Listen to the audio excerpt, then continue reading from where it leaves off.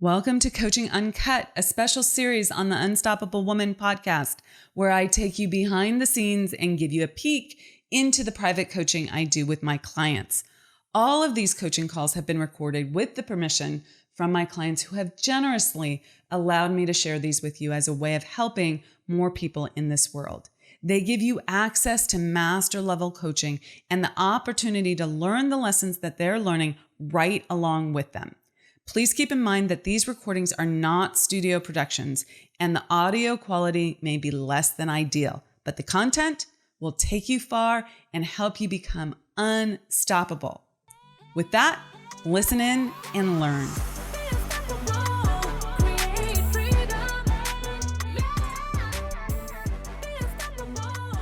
Hello.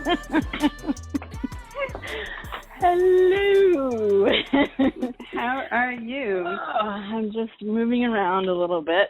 Had one of those days where it was just like one thing and then another, like one thing to one thing to one thing to one thing to one thing to one. Like this thing goes over and then you got to go to this thing and you can't breathe and then, whatever.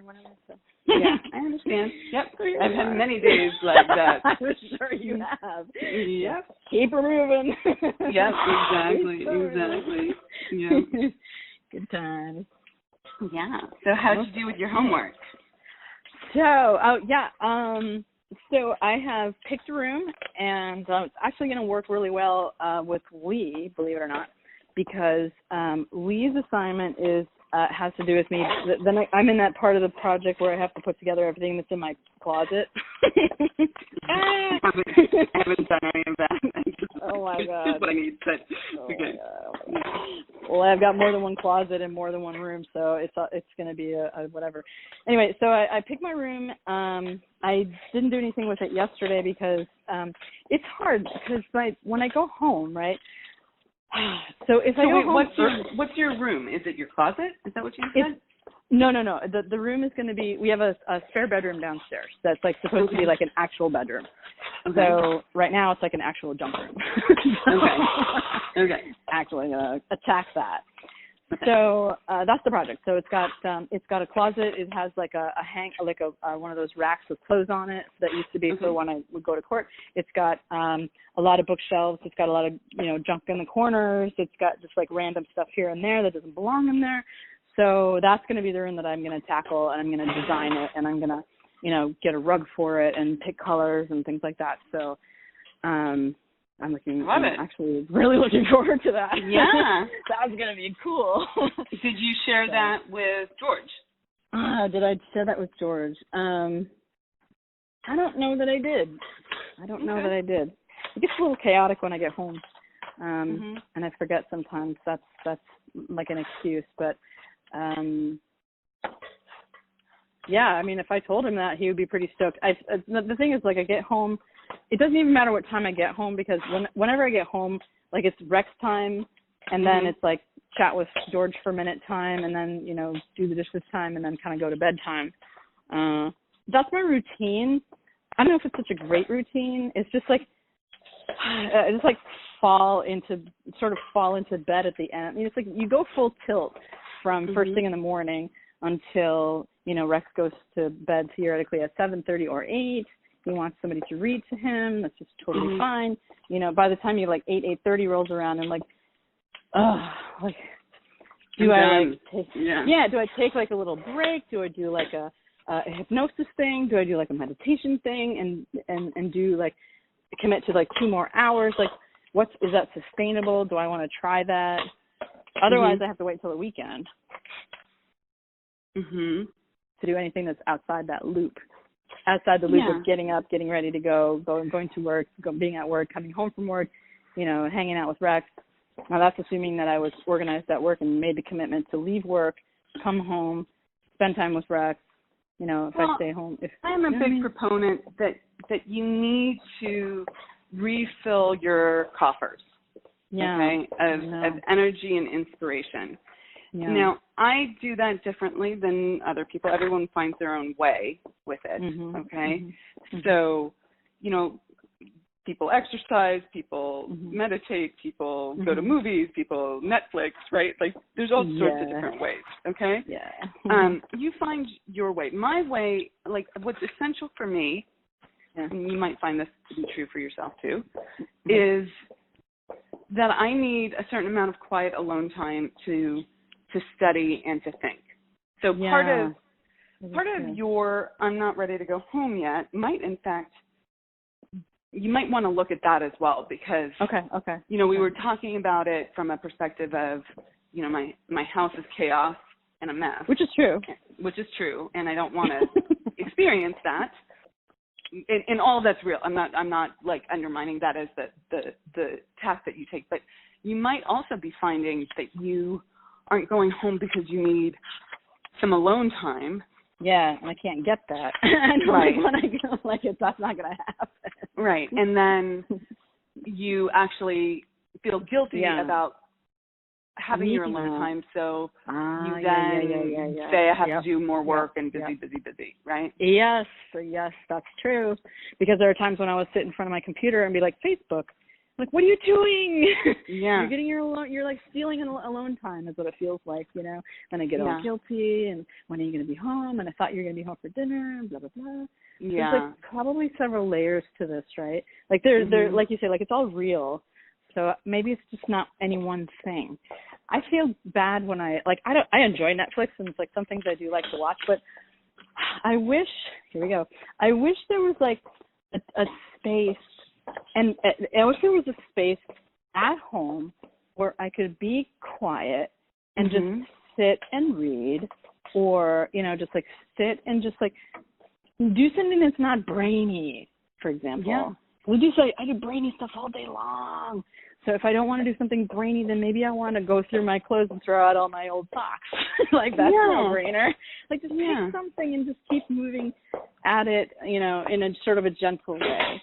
Maybe it's read and study, mindset or stuff, or, what is it, cryogenics stuff, or different meditation stuff. Or maybe it's work on a vision board, something that's not related to work at all, just carve that out and say, this is what I'm doing. Correct. Yeah. For an hour and a half or whatever it is until I actually do go to bed at, say, 10 o'clock, not 8:30. Yeah. And there needs to be a little shift, a mental shift. Okay. Okay. And then what do I do when I'm in my office, for example? I'm just kind of sitting there reading or whatever, and George comes in and he wants to barrage me with a whole bunch of, he just wants to interact with me. Yeah, he misses you. He wants to talk to you. Yeah. Yes. Yeah. So maybe just try you it guys for a while. You have to figure it out. I mean, I don't think there's a one-size-fits-all answer to that. Okay. And I wouldn't go the hard boundary way. No. With George, you can't talk to me from 7 to 8:30. I need my alone time. I've tried that, and it doesn't really work. It doesn't really work. First of all, it doesn't work. He doesn't observe it. He says, "Okay, but I just have this one question," Yeah. Yeah. And I'm setting boundaries with Rex. He doesn't observe those either. That's funny. So I would really just, allow for it without resisting it. Okay. Okay. The resistance or the irritation is what makes it harder, right? Just answer the question, and then. Oh, right, because this goes back to what time are you going to be home? Why are you so irritated with this question? Why are you being ungenerous? Why are you not? This is your life. This is your life. Yeah. Kind of thing. Yeah. So. Yeah. Exactly. Yeah. I might receive something. That's great. I mean, and here's the thing that I want you to sort of play with, that always on, I mean, you and I have extraordinary work ethic, okay? Yeah. And that's true. We have a larger capacity for it than many people do, okay? So let's just acknowledge that. Okay. And so we're not used to turning it off, Okay? It's true. It's true. Okay. But you will become much more powerful in this world, meaning your effectiveness, your ability to get stuff done, your ability to see solutions, when you give yourself the time. And I think that's part of the power of these immersion calls that we're doing, right? It's your time. You're able to process and think, and you're not just in that next task mode, even though you have, homework assignments and things to do from these calls. It's a different kind of do than the typical workday do. And it's carving out space for yourself, and you need that. I mean, there's so many other things that you're getting from the immersion calls, but that's part of it. You need that rejuvenation time. And for me, it's studying, it's reading, it's, doing my deep thinking. I do, I have, not with the dog anymore, but I used to have a couple solid hours to myself in the morning. Now I have one. But I would, and those would be a combination of personal and work stuff, because I would be clearer about the work stuff in the morning, and I would be able to have like this quiet perspective versus the more active perspective of the day. So keep that in mind, that I think it's part of my ability to get so much done is that I give myself that space, and that you might really need that space. And sometimes it is cleaning out the sock drawer. Okay. Yes. Okay. Organizing the Legos. especially if it's sapping your energy, right? Like you're constantly berating yourself every time you see it. My classic example of that is like walking past the plant that needs water. It takes like 5 seconds to water the plant. And feeling guilty about it, but thinking that I didn't have time for it, right? Like it doesn't make any sense. And the guilt associated with that was so much larger than just watering the freaking plant. So sometimes you have to water the plant, okay? Right? Just water the plant. Just clean out the sock drawer, okay? Now, the flip side is that sometimes people use, organization as an escape. As an escape from doing the hard things in your life and your business. I see what you're saying. And so we got to kick in discernment, right? Yeah. Exactly. I'm thinking a lot about discernment lately. It plays a really big part. A lot bigger than I thought. Can I tell you why? Can I explain that a little bit more? Sure, yeah, absolutely. I'd love to hear. So everything just is. There's nothing good or bad until we compare it to other things and until we give it meaning. Okay? Right.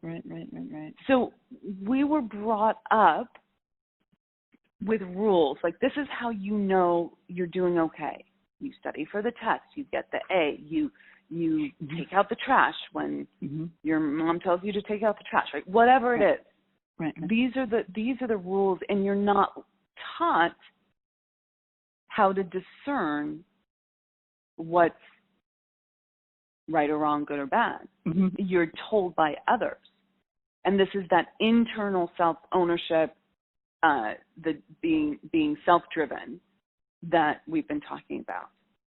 And when you start trusting yourself and then you use your own discernment, now you have to learn for yourself right, what works and what doesn't work, which might be a better way than saying right or wrong. What's functional, what's dysfunctional. Okay? Yeah. I would agree. It's almost effective or ineffective, right? Yeah. It's like learning to walk all over again.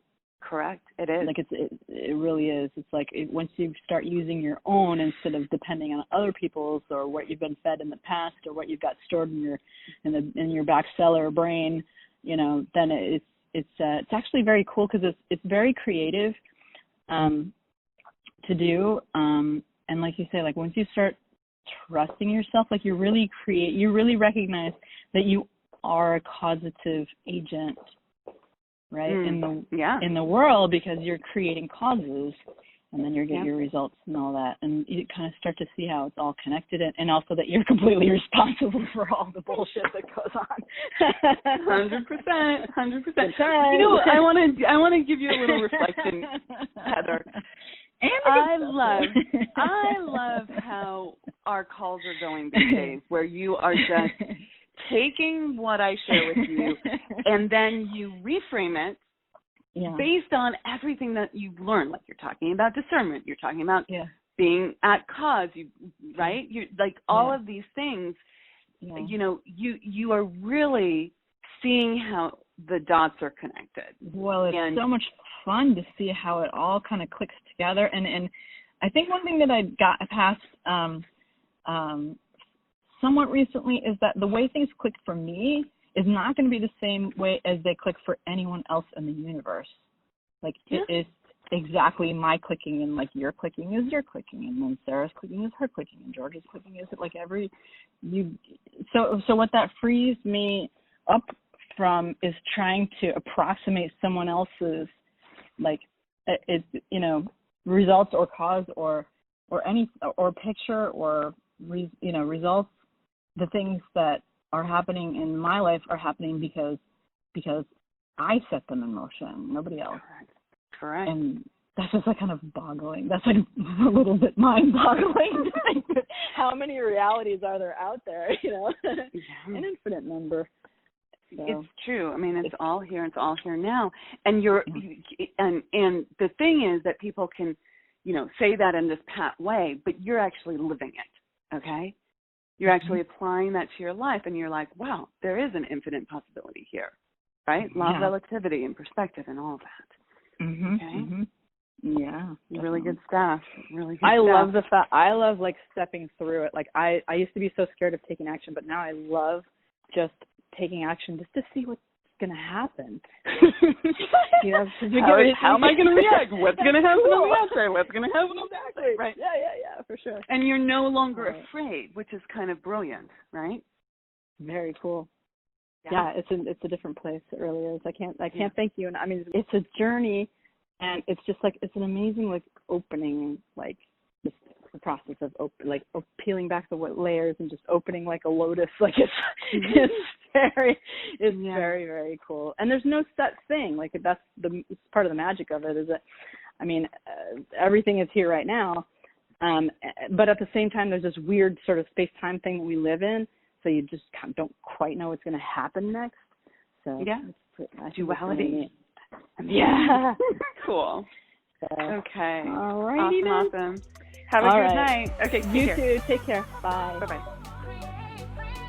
Thank you so much for joining us for Coaching Uncut. If you loved what you learned today, please leave us a comment and let us know. We always love a thumbs up or a 5-star review, so thank you in advance for that.